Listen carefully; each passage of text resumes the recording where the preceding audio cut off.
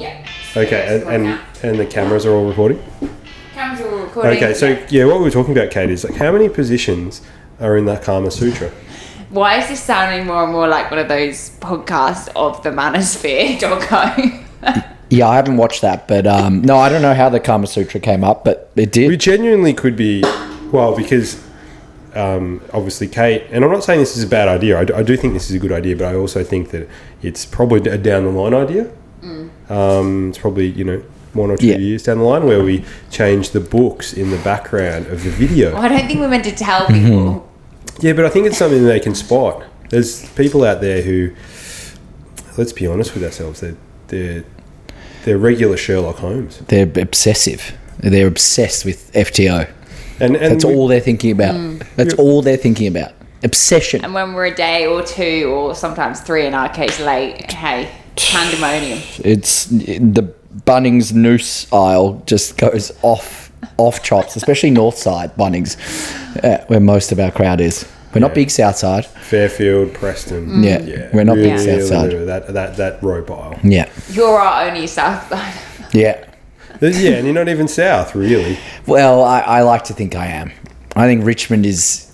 Richmond's not really, I suppose. It's philosophically south. It's philosophically south. Yeah. I'm philosophically south, and I identify as a south. You actually, you actually look a bit like you work in Bunnings today. That shade of green. Oh. Is that I don't shade? No, know. I don't think that's an insult. No, the fact that It's you just say... exactly. the fact that you have to say, I don't think it's an insult, as in you haven't quite fully fleshed out whether it's an And the fact that insult or it's- not. I can't read the top bit, but it just says staff. It says, hello, I'm staff. It's actually very... Oh, there you go. Maybe It's very Bunnings. It is. I was actually looking for a noose. I'm in the market. Short hat? No, yeah. I'm not... You need that right thickness of rope. I agree. I was actually speaking about this with someone today. Suicide, that is. And... Sorry, Yeah. that's actually Not a funny shouldn't laugh. topic, Kate. No, and Kate did laugh, and now she's looking at me concerned. But no, I was just saying, yeah, and I don't want to make light of it. But if I was going to do it, like as much as I've joked about the noose, I actually wouldn't go down the noose because if you fail, it's just so embarrassing. You just like hurt yourself a bit, like it's tight. Like I would play Russian roulette, but with a full chamber. Yeah, but here's the thing about And the it would be noose. under if you were willing. I'm not going to do it here. I'm going to go here. If you auto asphyxiation sort of sexually is less frowned upon though, so you can kind of if you miss one and then you kind of get your shit together, you just go, look, I was trying to, I was investigating self, Yeah, potentially. sort of Yeah. gratification and tried the choking and it didn't work. Yeah, it's a weird start to the pod, but it's we Well, just, really reason why- weird. the Why reason- is everyone? I thought you guys. Well, I knew you wouldn't be in a good mood, Ron, but I thought Matt was going to be in a more. maybe this is uplifting when Matt's in a good mood. He's a bit, Lulu, Lulu. Delulu? Yeah, Lulu, Delulu. I'm definitely not delulu about our chances this year, but I just literally got back from the footy and good lord, I think I'll just get my thing out of the way because obviously Pet really is coming off a long run today, aren't you? absolutely. Yeah. I think Although you've a got bit depressed about it, but yes, it's a long run. Because Yeah, you've got a lot of people in your sights, and I'm really excited to hear about those people. But yeah, I went down to the Marvel this afternoon. the dome. and Yeah, it was a really good one underneath the dome. It was a really good one. Did they take the ceiling off because it was so hot? It's a roof, yeah. It's Sorry, that thing. yeah, it's a roof. It's a retractable roof, and they kept it on actually, which is an AFL edict, rightly or wrongly. And it's interesting they did keep it on because all 17,000 fans could have blown it off yeah. halfway through the third quarter. Yeah, it looked. I haven't watched the highlights yet. I was actually out, but it was great to just follow along on the AFL app. This is the crazy thing, though. When coming into this game, I actually had a good feeling about it purely because if you look at the team for team, Port are a very mediocre team. They are, but I thought they had an okay preseason and they would just do well. But Their back line is, it's actually beggars belief. They just don't know what's going on. I need to watch prior to sort of throwing them completely Real under the headless bus. chook But stuff. yeah, and there were points where they were just conceding just easy goals. It was JTGs, Joe the Gooses. Joe the Goose. Oh, there weren't too many Joe the Gooses actually, but there were a lot of arse. There were a few arsey goals. I did say to my brother that there was a lot of arsey goals that kicked today. But look, the best part about this win, I think, is as opposed to the Melbourne win last year, we beat Melbourne, obviously flogged them by 10 goals, but it was basically a quarter and a half of really electrifying football that won it. This time it was we won every quarter. Yeah. And looked really solid. We went down early. They were up by 10 points. We looked a bit sketchy, but then we just got our stuff going. And it was the first time I've actually seen us use a game plan. And unbelievably, the back three of Pink, Logue, and Comben kept them to 67 points. Yeah, impressive. Unbelievable. Impressive. Unbelievable. Unheard of. And look, quite honestly, there were probably a few more than 17,000. I'm probably underselling us a little bit, but yeah, it was a really pleasant afternoon. And we didn't shit the bed at the end. If anything, Port shat the bed. So that's great. This is big. Nice. Like, we haven't seen Matt happy for decades. Fair enough. Well before the pod started, yeah. And what's even better... Before I was born. Yeah. So that's harsh, Kate. Sorry, Matt. That's harsh, but probably possibly fair, I would say. I hiking back to that North Pod thing, I was very, very down and out on that. So, there'll be some people coming for me in the comment section in the future. No doubt. And not just for your breath. Maybe, it's going to be a combination of things, Yes, I think. absolutely. So, Pat, without further ado, I guess, I think we all watched Friday night. Yeah. Do you want me to save it for... What are we doing here? No, I don't think you do. You say, but you need to get stuff off your chest. No, look, I think it's not a long rant or ramble or rave. I'm not going to I'm not going to rant and rave. That's one of the classic YouTube sprays of all time. The Teddy Bears picnic spray. It's not the day that the Teddy Bears had their picnic. I'm not going to rant and rave. You should watch that. But now that we're on YouTube, I think you should rant. Well, I'm not going to. I'm not going to rant and rave because today isn't the day the Teddy Bears had their picnic. But Friday night, it wasn't an abomination, but it was an indictment on the football department and largely the coach, and therefore everyone that sits under the coach as well. The loss, it wasn't about lose. We lose all the time. It's the way we lost there was a lack of effort and there was a lack of understanding of who to man. Like, there was a lack of game plan completely, which is now I think fourth or fifth, whatever year it is of Brad Scott. Like, that is literally just the core of your responsibility as a coach, is to drive some sort of game plan, even if you don't have good players, and then ensure that effort at least is somewhat consistent. You're allowed to have some down days, but certainly not round one in an Essendon Hawthorn clash with 75,000 people. You'd have to. There should be a very, very, very clear pathway to Brad Scott being fired sometime in the first 5 to 10 rounds. Unless it gets turned around really quickly. You can't lose by 60. You can lose by 60 points. You can't lose the way we lost by 60 points. What you're saying. Yep. We lost. You say that Port gave up easy goals. I haven't watched those. We gave up. It looked like a training drill. At some points, there were 5 or 6 Hawthorn players with not 10, 15 metres of space around them. And then a lack of just complete effort. Like, the uncontested possessions were just so lopsided. The clearances, the tackles. You go into a game with a bit of just excitement with new players, and then you do that. I think, it wasn't like Essendon. I just sat in the bar and just had beers for the whole second half, or I could just see Hawthorn players high-fiving on the screen in the background. But yeah, it sort of gotten to a point where it's like, some people defended Brad Scott, including myself. Some people didn't. But if that's what is being put out as the product of the Essendon Football Club, the coach pretty much has to go immediately. It's not year 1, it's not year 2, it's not year 3. You've had time. You've either connected with the players, you either developed a game plan. There is no excuses now. It's not about the rebuild. No one expected to make finals this year. And if Hawthorn beat us by 10 goals and they were just scintillating, then that's a different 10-goal loss. I'd argue last year we lost by 24 points in round 1 against Hawthorn. with a much worse list playing. And here we are a year later with hope and with Scott moving things, in his words, in the right direction, and we went so far backwards. Now, you do obviously need to see what happens next week, but it's more than that. It's how can that happen in round one for a team that is so starved of success? If you're a team that has had up and down success, you can have up and down levels of effort. If you're a team that has never had success, it's almost inexcusable to have that level of effort and non-understanding of a game plan. So I think it's just like an extreme level of disappointment. It's not even anger anymore. It's just sadness.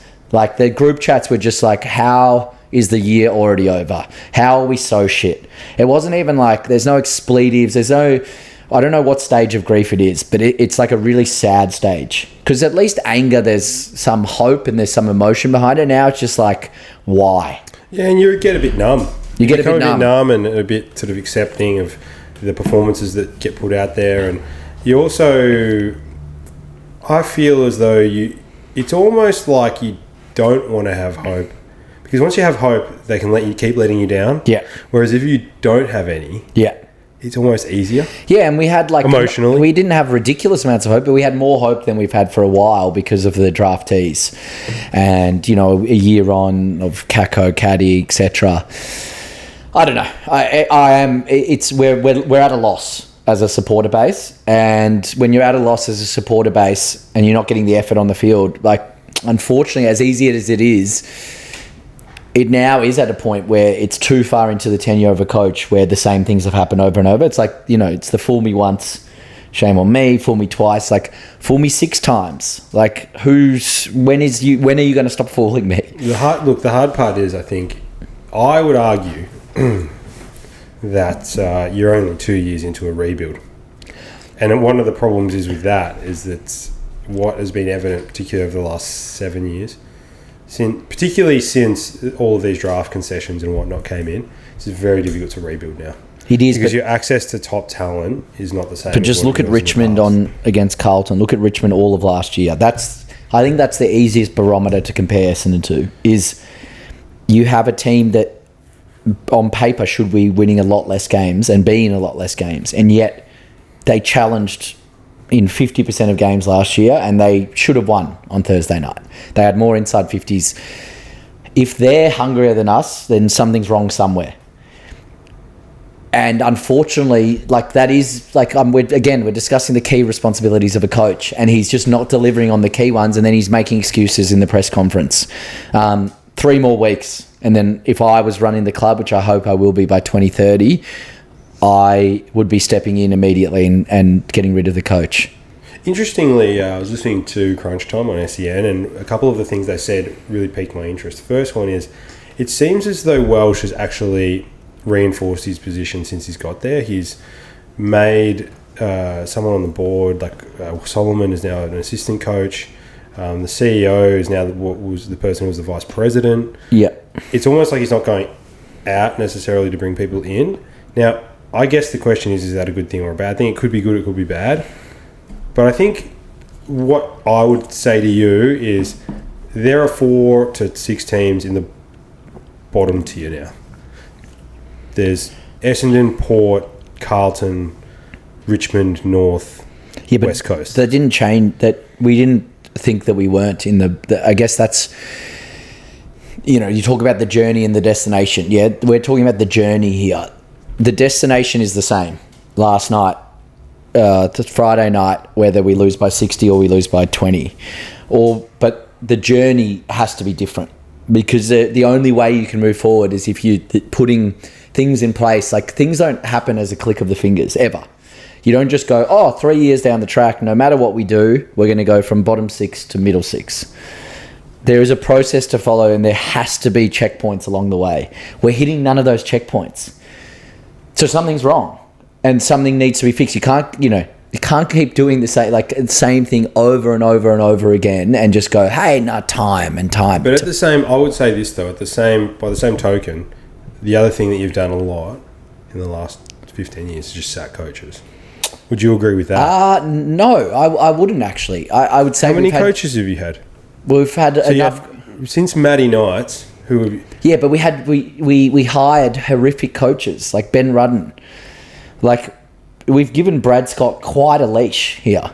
Like, I actually think we have gotten to a point where we've actually given too much. And I don't believe, like, you talk about this whole concept of on-field stability. What are we stabilizing? 60-point losses without effort? Like, the concept of stability matters when your team is close. And then it's like, oh, okay, well, then it would make sense that that's the final piece of the puzzle or an important piece of the puzzle. But what are we this concept of stability, we have stability for a team that can lose by 100 points every single week. Like, that's not a stable environment that we need to remain stable. That needs to be blown up. So this whole thing about keeping, oh no, you got to keep the stability there. No, I disagree with that when the baseline isn't achieving what it needs to achieve. I think if you're close, and if like someone like the Bulldogs is a great example. Last year, best 9th team ever, still people calling for Bevo. That's where I understand. It's like, well, people are like, you know what, maybe a new voice makes sense, or that's a good time to have stability. Because why just blow things up when you're actually pretty close and there's a lot of metrics in your favour? There isn't a metric that you can point at and say, hey, Essendon's trending in the right direction. So there's nothing to stabilise. So just blow it up. Blow it up and do it. And to your point about whether it's either herdy, which now some people who are anti-herd, you bring it in, or the real thing is you probably bring in a new, fresh face that can actually relate to the younger generation. It can't be Herd. There's no way in the world it won't happen. It's going to be a if you bring back Herd, that'll put your football club back 15 years. Yeah, but it like from where? From being rock, like you can't go further than rock bottom. No, but you're not. This is the thing, right? You're not. We're not far. I can see it. I can wave at rock bottom. I can almost, if I had a longer arm, I could shake the hand of rock bottom. We are so close. I'm looking at it right now. If I had another chisel, and I only you guys, he's actually both looking know, at my North Face backpack, yeah, which is right apparently rock bottom. You guys know I have 2 chisels at home. If I had a third and a fourth chisel, and they, the first 2 weren't as shaved as they were and not as chiselly as they used to be, I could continue and get very close to rock bottom with where we are. Essendon or your personal life? Well, it's both. That's huge. No. I she's spot on. She knows my emotions better than me. I'm going through turmoil in my personal life. I am, and I'm going through turmoil with Essendon. So suddenly now, what is my purpose? But for this podcast, we'll stick to Essendon. Yeah, we'll stick to Essendon. But if anyone, mailbag this week. Not for Essendon. Send me your thoughts on what my purpose is as a separate thing, because I'm lacking a vision and a purpose internally, and it's bleeding into clearly the football club as well. I'm calling it first. Pet enters the manosphere. Oh, no. That's another. That's an ugly term. That's as far away as I want to be. I just want to be alone, in hibernating, and just wake up in 6 months and maybe it's all better. That's it. Anyway, you need Tim Tams, man. I will have some tonight. Let's get to the maybe one of those fried buckets. KFC. Yeah. Actually, on that note, Kate, before you came in last week, this is something we didn't talk about. We actually did the pod on a Tuesday night. We did, sorry guys, very late, and it was because of your big bender in Hamilton Island. Oh, fuck, you're just having multiple goes. How's your life? How's your bender? Sorry, go on, Matt, what were you saying? My point was that upon Kate. rocking up at our studio, Pet... Rocking up like I'm this drunk laggard. No, but you rocked up with a box of Red Rooter. Oh, yeah. Yeah, you had been to Red Rooter. Red Rooter is 500 metres down the road. Red Rooter is almost as close as Rock Bottom is. And funnily enough, they look very, very similar, that Red Rooter and what I envisage Rock Bottom to be. The chicken, it wasn't the best chicken I've ever had, I'll be honest. The burger was okay, but the chips, which I brought in. And as we walked in the studio, I looked across the road to see Ron in his car shoveling Red Rooter into his mouth. Again, I'm not hiding from the fact that I'm near rock bottom, both personally and with my football team. And yet, you'd think you'd get support from your co-stars, but instead bend to this. How's your life? This noose that. Like it's quite a supportive, cohesive group of people that we have in this room. Kate, hit the ABC News sting. Yeah. I got rid of it. Do you want it back? Yeah, of course I want it back. I think I've literally talked to people and they're like, that's the best thing about the podcast. So it's coming back. Yeah. All right. Actually, people are surprised that you have the skills to be able to put that into a podcast. And they're surprised and gladdened by that fact. I just think the bigger we get, the more chance we're going to have to get rid of it anyway. Yep. So the point is that you don't try. We just don't try anymore. All right, I'll put it back in. We'll put it back in. Look, if you guys want it, let us know. I'll put it back in. Hawthorn, the news came out this week, Pet. Hawthorn players, Dylan Moore, and one of the McDonalds, Connor McDonald, I guess. Yeah. The one with the rat tail. Yeah. Had been up to no good in Arizona. Dylan Moore climbing a scissor lift. I don't know what Connor McDonald did in this whole thing, but they tried to get him down. He was thrown in the slammer and spent a night in jail. They knew about this in January, apparently. The Hawks did. But it's only come out now, which is kind of a weird thing to do. You just get front foot, don't you? Oh, well, we talked about management of crises last week. Two options. You just bury it as deep as you can. It never comes out. Or you bring it out at a time when... I mean, actually, last week was a perfect time, the war in Iran. Just when news of that breaks, bring that out. Small little press release. But Dylan Moore has stepped down from the captaincy. He apparently was found with a baggie that contained crystalline substances. Now, what that was, I don't know. Yeah. But he was very quick in the interview on Channel 7 to say, no, those charges were dropped. Those were dropped. We're not talking about those charges. So it's just him on a scissor lift, basically. Yeah, scissor lift after just an incredible amount of cocaine. Look, I think everything... It's nice to see the Hawks in the news for the wrong reasons. Dylan Moore also always came across as a bit strange, even just the way he plays footy is a bit unorthodox. So it doesn't actually surprise... Nothing really surprises me from any football player, to be honest. They're all cut from a very similar cloth. Is it just a storm in a scissor lift?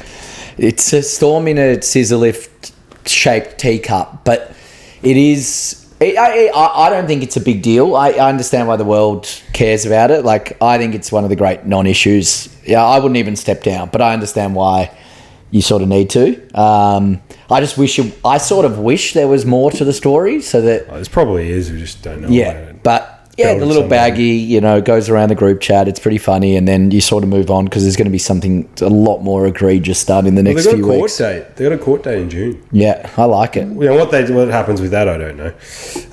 Look, it's a real non-story for me. No, Who agreed. cares? It's been a quiet week. Jordan De Goey smacked someone two years ago in New York. Yeah, knocked him out cold. Quiet week.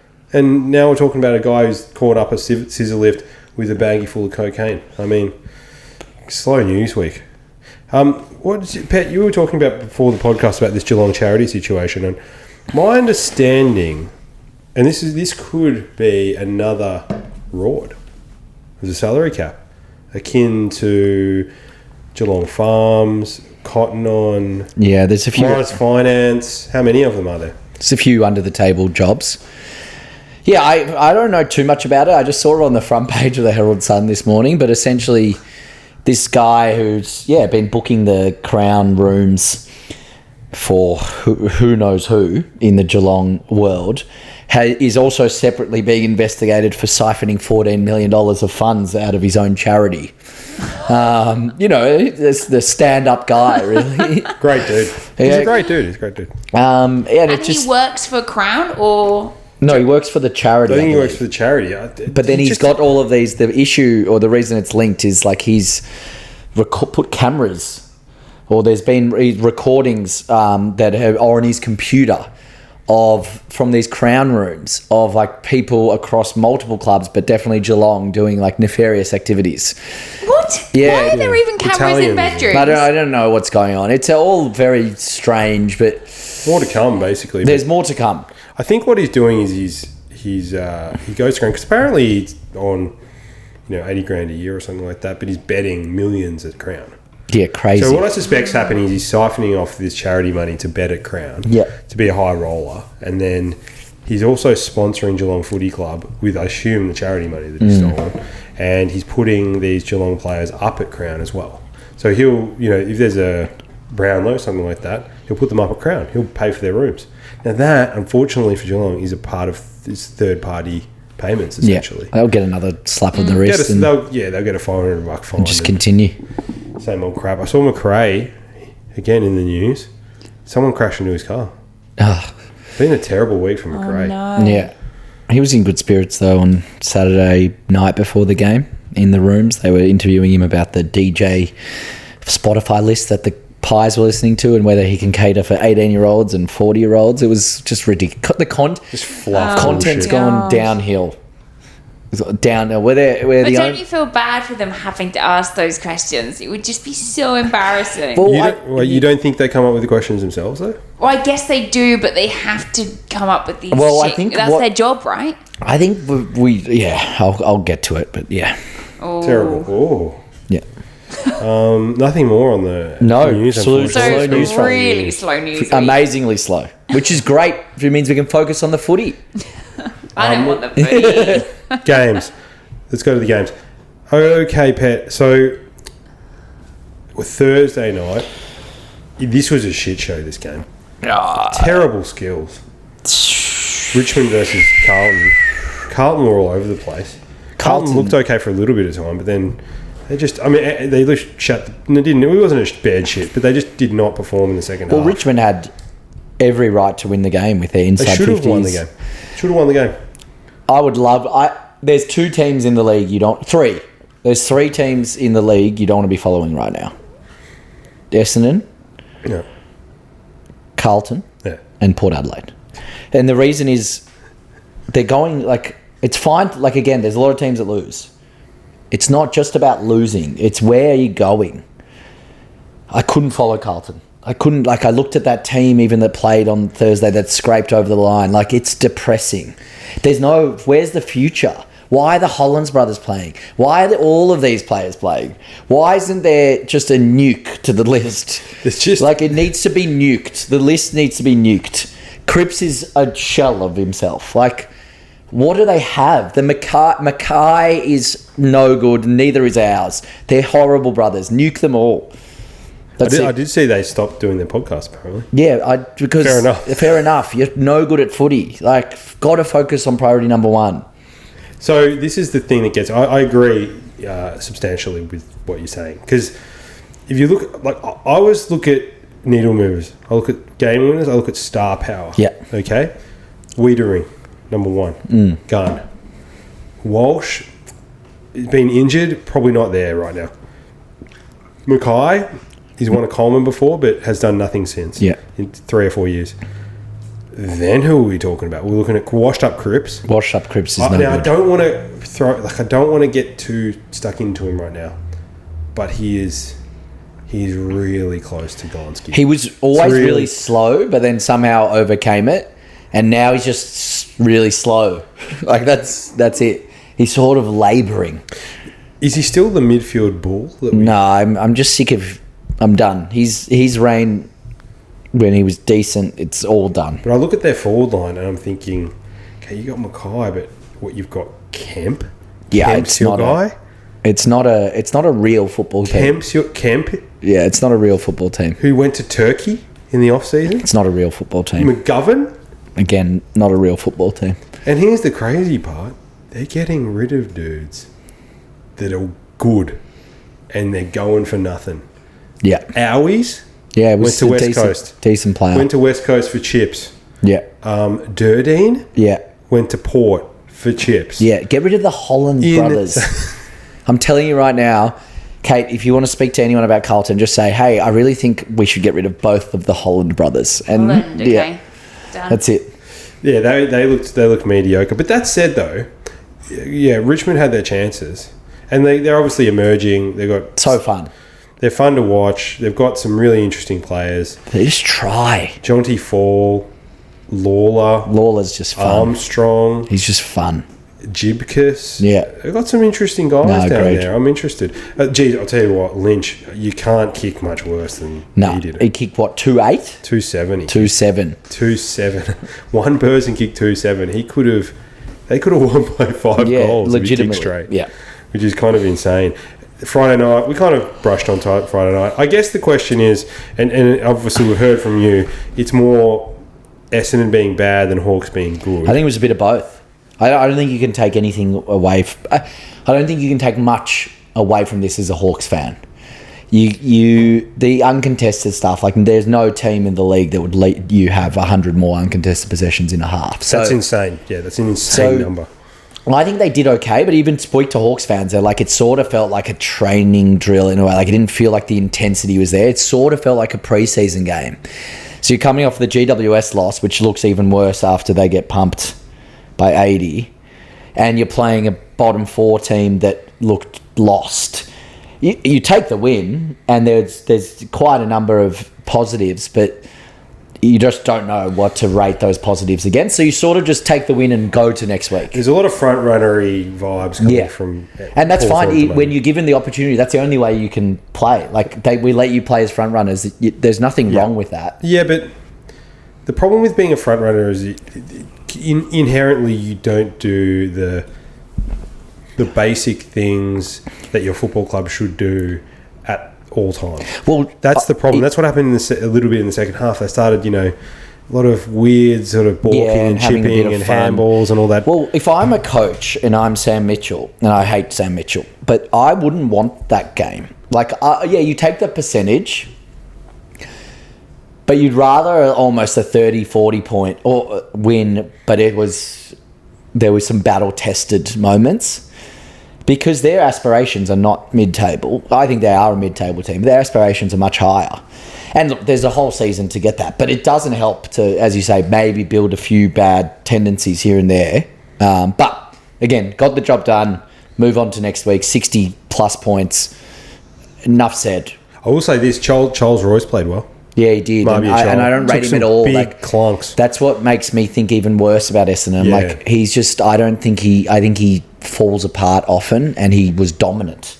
He took some monster marks. This is one of those ones. It was set up for Charles. Yeah, it was. It was set up for him to kick the structures, fill his boots, and the real question is when September rolls around, what's Charles doing? Yeah, is he exactly. even in the side? Yeah, I don't know. I think Cal Deer probably comes in at some point. I think he's in the side, but we'll see. Let's move on. So Saturday afternoon we had the Bulldogs versus GWS. This is a real statement game in a lot of ways. I mean, first game, Freo Geelong.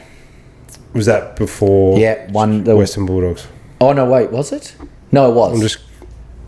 I think it was in the afternoon. I think it was in the afternoon. Yeah, 1:15 game. So I think, look, Bond legacy, another legacy game. How many legacy games can you have? It's like a top 3 game for him. Unbelievable. That first half was stupidly good. They didn't go to him. The big question mark, obviously, about this game is that when do you tag him? I mean, it's hard. A point that was made in the commentary afterwards was he had 4 touches 20 minutes into the first quarter. So you're not going to tag him at that point, are you? It's just when he starts running right. Yeah, but he ran rampant in that, even towards the end of that first and then second. I actually think I'm not a big proponent of tagging normally, but I am when you're a top. I think he's the best player in the league. You have to, as much as Ed Richards is a star and Fraser and whatever, you just have to let the players who aren't the best player in the league beat you. That just has to be the game plan. It's a pretty simple way of looking at it, and you can say, if they tag him, then Richards and Fraser are on. But it's like, it's the same, it's a ridiculous example, but it's not like, you can't let Michael Jordan beat you. You do have to have a game plan for someone who is widely considered either 1 or 2 in the league with Dacos. And if he's getting so far on top where the stats say this was the second, at the halftime, it was the second best half that he was champion data rated in his career, one of the most glittered careers, then it's just time. It's just time. I thought Kingsley had a bit of a mare on the weekend. It does sort of, you ask the question, where's GWS at after that? Well, they beat Hawthorn. Again, we don't know where Hawthorn's at. They also beat Collingwood. early last year as a first round. Yeah, they did. And after that, I've kind of got a bit of some scars from that because. Well, but I think Bulldogs are just really good as well, and I think you can excuse this a bit from GWS. Like it was sort of one of those games where nothing really went right, and none of their players played well. Also, they are missing. They are missing a lot, and when players. the Bulldogs, they're not front runners, but they are the most potent attacking midfield in the league. They'll catch you. There's 4 players who can kick 3 goals a game from the midfield, let alone you've got Darcy and Norton going 4 and 5. If there's a team where you can look like you're a really bad team, it's when the Bulldogs get on a little roll. And so I think, again, it's hard this early in the season. I think you take more from the Bulldogs than you take away from GWS. The Geelong-Freo game was an interesting one because about halfway through the second quarter, Sizzler, I wasn't watching it, but Sizzler sort of had a look Declared? on her phone. She goes, "Oh, how good's this? Freo. Got another tip." They were 30-something up. Got a underdog. How good's that? Halfway through the second quarter, I go, look, we don't know. It's a great effort from Freo to get to that point, and they looked quite good, but they just stopped in the last quarter. They actually had their opportunities in the last quarter even then, but they just weren't able to put it on the scoreboard. I think Geelong, with Cameron back, very, very difficult to stay on top of the whole It was the greatest spray, apparently, Mr. Scott has ever given at halftime. It looked pretty good. He had a dip at Buckley as well as assistant coach. Fantastic. And they're just so hard when they get momentum at that ground. Freo, actually, I thought it was a great game from Freo, and Geelong just remembered how to play footy again, and Shannon Neal kicked 5. And Looked good, Neil. Yeah, he looked good. They just they wouldn't have won that game anywhere else in the country. Yeah, maybe. But they're just that sort of team, and especially after their 80-point hiding the week before, and the spray that rarely happens. It's not a huge surprise that they're able to find a way. Do you want to use a big bullet that early in the season if you're Chris Scott? I think you do when you've lost by 80 and you're down by 31 at home. The biggest spray he's ever given. I know, but he's done it the second. I don't mind it. 0 and 2 versus 1 and 1. It's like and then you lose. Like, this is the other thing that they have, that it's like you can't lose this sheen at Cardinia Park. And if you lose in round 1 after losing in round 0, the sheen starts to wear off. And I think, we talk about Mr. Sheen being one of the great cleaning products of our generation, but the sheen from GMHBA Stadium, it's so important to keep that, because it's your 19th player on the field. And I would, if I was a coach, I hear what you're saying, Chief, but I would use the bullet. Okay. Well, I was a bit disappointed in Freo in the last, say, 10 minutes. I really thought their big dogs would stand up. Sarong, Brayshaw, Jackson, Triarchy. They just didn't. I think it's the same old, isn't it? Like, they sort of don't really have this identity when push comes to shove. They're just a good football team that can, they'll win a game against Gold Coast or something this year. They're not dogs, are they? Yeah, they don't have that. That's the exact way to describe it. They don't have that dog in them. You don't sit there when you're on Freo as a bet or as a tip and go, I know they're going to hold on here. You can say that about teams like Geelong at GMHBA. You can say that about teams like Brisbane in certain situations. You can't say that about Freo. They haven't developed that identity yet.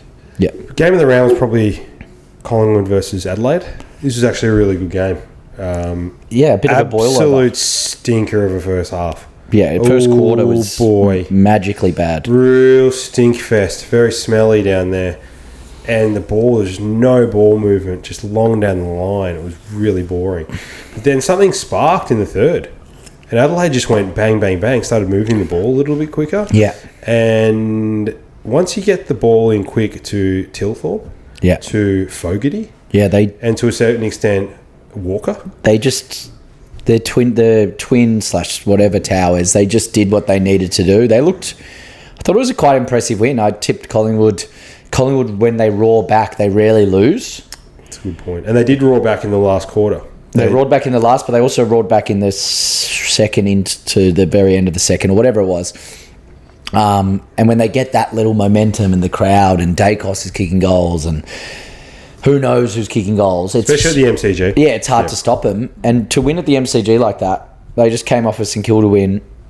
hats off to Adelaide I Crows. just wonder, like, Crows are a team that they can actually do whatever they want during the full they've season. got some of the biggest demons. We're not righting those wrongs until we get to I know, finals. which is sad, but that's how it works. And my boy Keezy, Lego Head, kicked a ripper. What a worldie. Kicked a ripper on the left, Boonana from the boundary. So absolute worldie. They've got a bloke 211 centimetres. Yeah. Adelaide. That's crazy. He's huge. Sanderlands, infamous nickname. 211. Okay, so obviously just come from the North Port game. Look, not much else I need to say really. I mean, I think Port is going to be. Here's something crazy though, Pet, about Port. Think about this trio of coaches just for a moment. Josh Carr, head coach. Stewie Jew, assistant coach. Yeah, the truck. And Truck Rutten. Yeah, it's a fleet. That's rough. It's a fleet. Like, there's not many. There aren't many like winning records there, are there? No. Let's be honest with ourselves. But the main thing that I had with Port was that this is one of the craziest. I don't know if I brought this up before or not, but so for the national draft, Port brought over about 10 people to sit in the draft room they've got there at Marvel Stadium. Didn't make a pick. Didn't make a single pick in the draft, and they brought over 10 people. Yeah. What is that about? I think they're just in no man's land. Who came up with that? Come join us in no man's land. Who came up with that idea? You're spending 10 times airfares, 10 times hotels. You're bringing over all these people only to do nothing in the draft. That makes no sense. It is crazy. And then you look at their side and you go, how is your side going to get better? Like JHF was walking. Barely saw him get out of a trot. Yeah. He was nowhere. I reckon he was rattled by the North fans. Obviously, Ice Bath Gate, which happened, and he obviously left and all that sort of stuff. And he did get some hooting and hollering, some boos. Which we don't mind. Which you don't mind, we love. But yeah, Port, it's going to be a long year. And North, I think, I just say this to the fans. Look straight down the camera.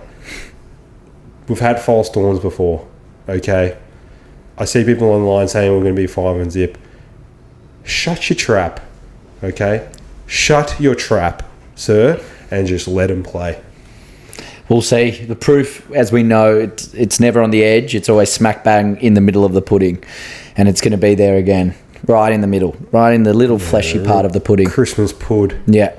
Do we have a score update on St Kilda Melbourne while the pod's recording? I can do that.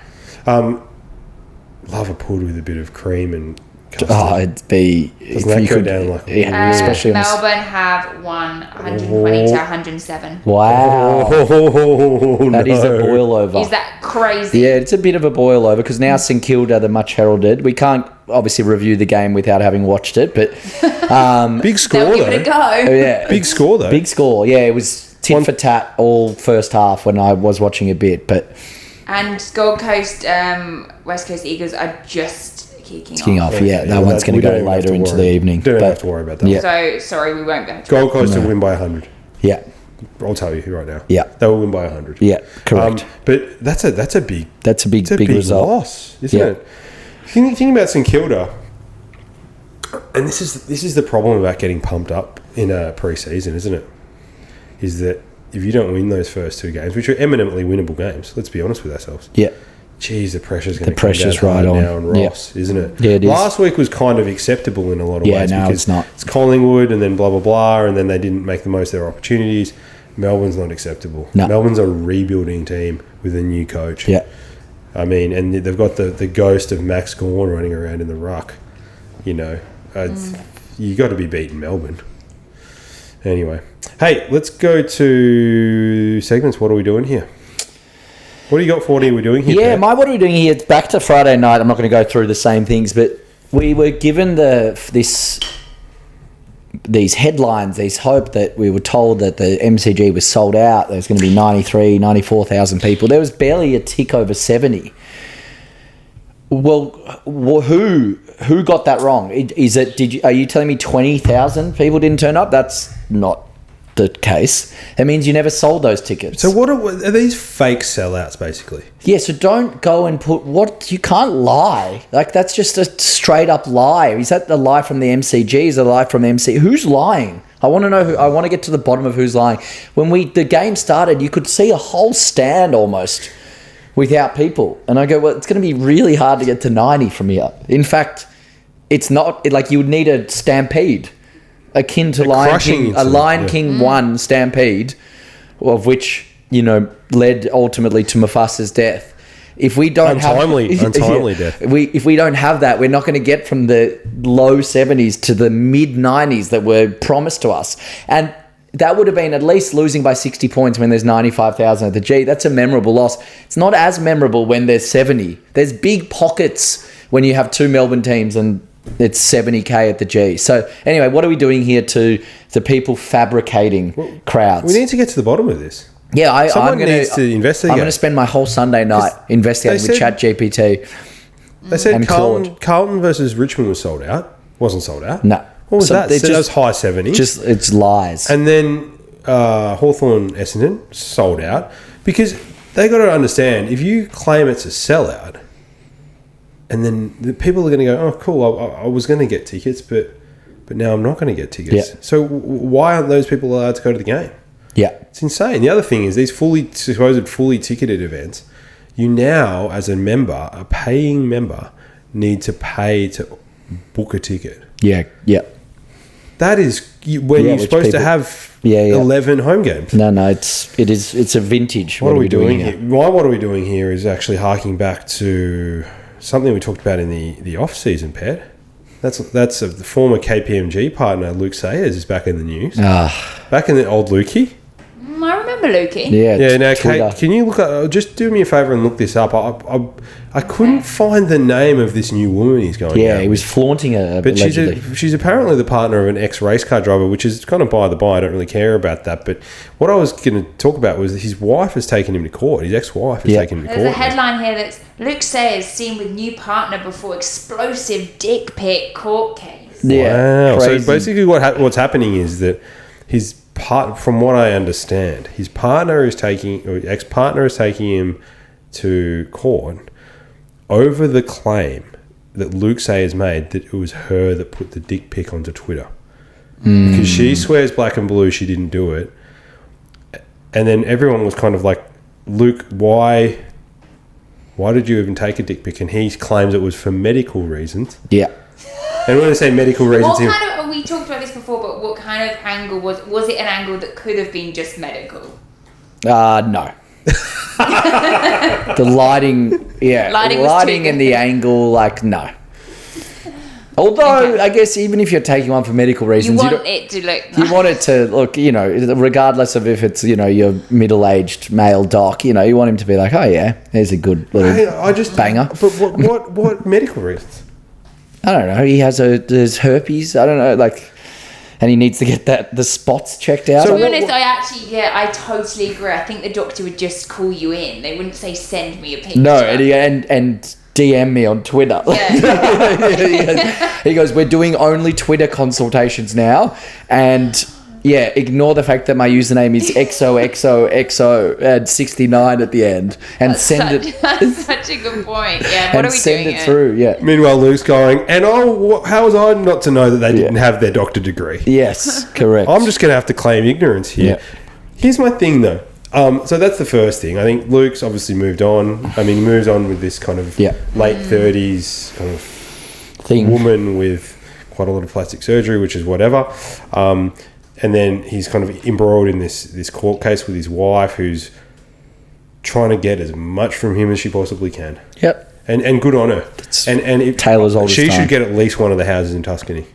Hopefully. At least one of them. Hopefully a little invite from the outer crew. That would be good, actually. Yeah, that would be. Overseas. Imagine that. Imagine that. From the outer, from Luke Sayers' house in Tuscany. Yeah. I wonder what the Wi-Fi is like there. Anyway, my point about dick pics, have they ever worked? No. Zero from... Why are people doing them? Have they ever worked? Kate.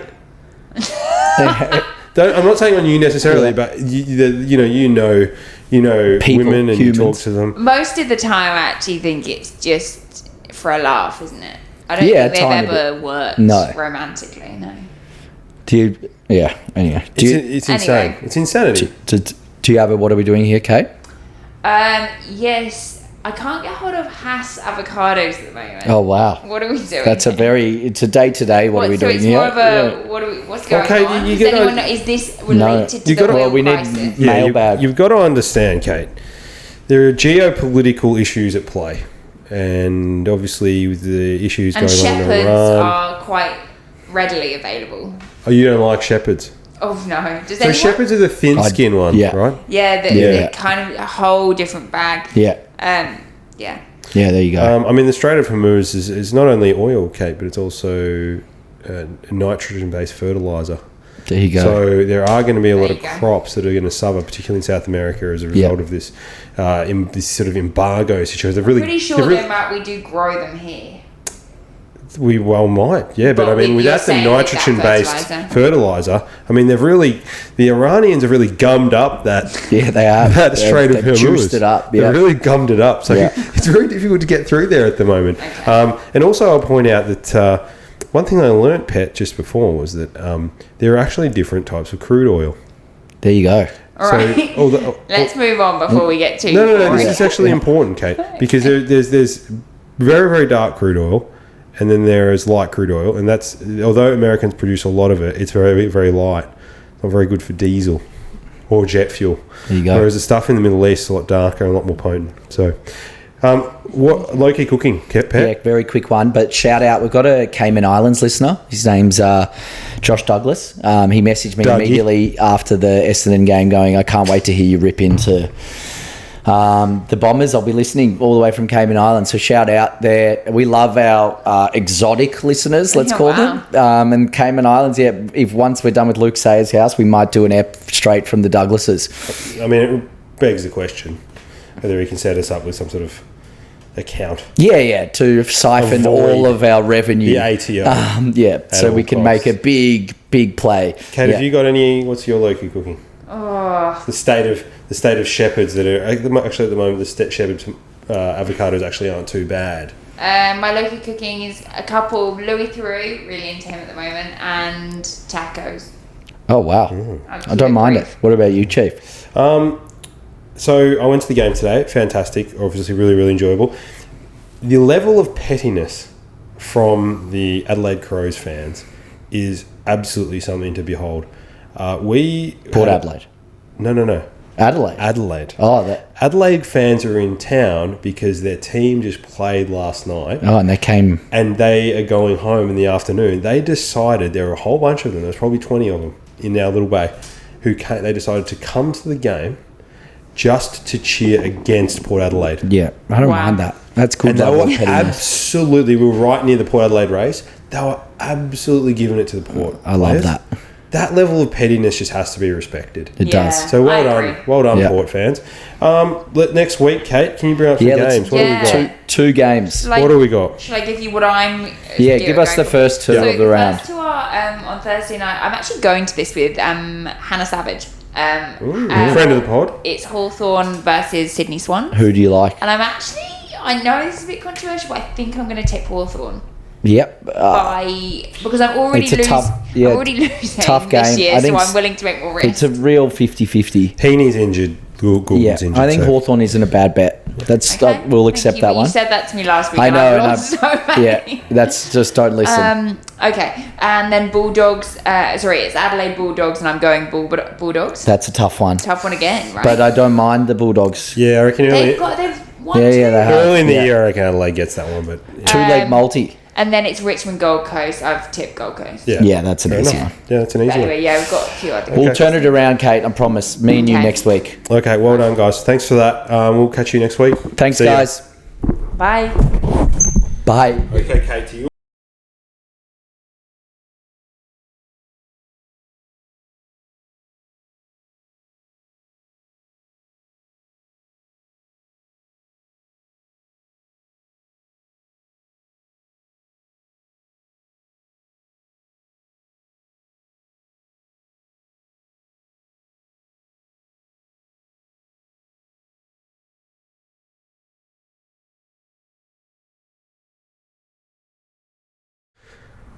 thanks for watching From the Outer Podcast.